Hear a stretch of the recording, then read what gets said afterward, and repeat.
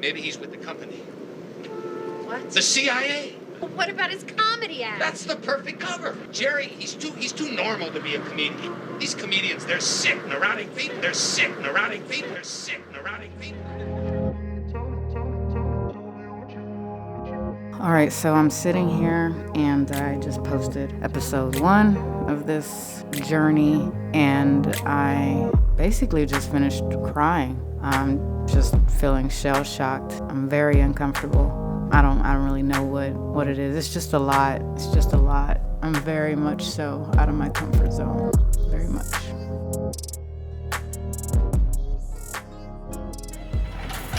All right, I'm gonna head down to Miami and take care of this stuff for this tenant, change the locks. Just keep it moving.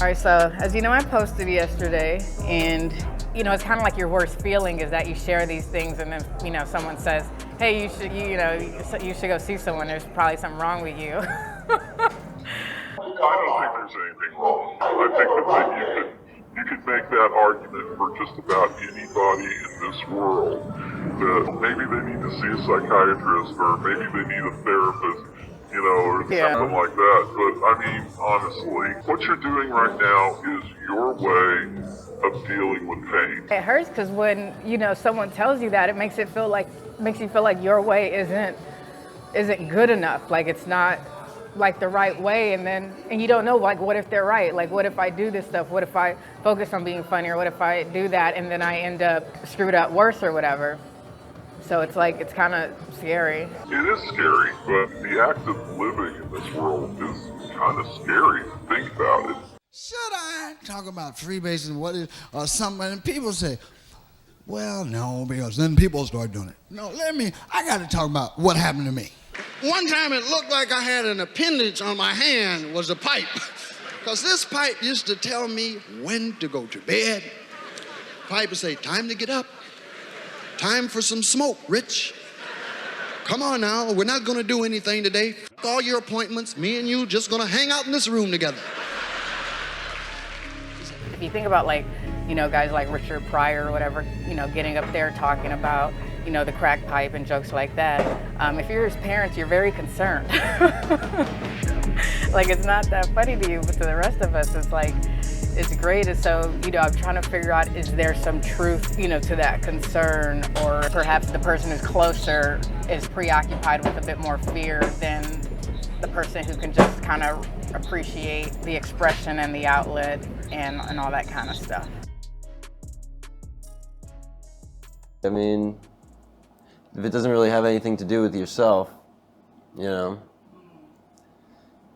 you just kind of move on, and that's that person's, you know, problem. If you just joined us, Richard Pryor was running through his sordid sexual history in an alley somewhere. No, what it was that it was a movie theater, and I remember I was watching Hopalong and Cassidy movie, and I was allowed to go to movies as a kid by myself at a very tender age. And I was watching this movie, and suddenly a voice next to me says, "Put your hand under here." You know? And guy with a raincoat, naturally. I would hope. Yeah. Now I'd been told to obey my elders, you know? Yeah. So I put my hand where he wanted it, apparently, and I remember thinking, it wasn't so much I was scared as the humiliation of it. I thought, what if the lights go up? What do I do? You know? You know, it's good that we talked about this, you know. I think so too, because I feel a lot better. Because, you know, sometimes people look at us like infallible, like we're not human and never had a life, never, like there's people like are listening now that have things in their life that they'll never talk about. That's right. You know, and it always helps to talk about it with someone. Yeah. I don't mean the world, like, you know, but talk about stuff, you know, you'd be surprised. You take a chance on somebody, say, look, when I'm not proud of this part of my life, but I'd like to tell you, you know. But there's no doubt that it's therapeutic. And they say all the analyst does is take the place of the friend some of us in show business may not have that we can confide in. Yeah. You and I do, I'm sure. Yeah.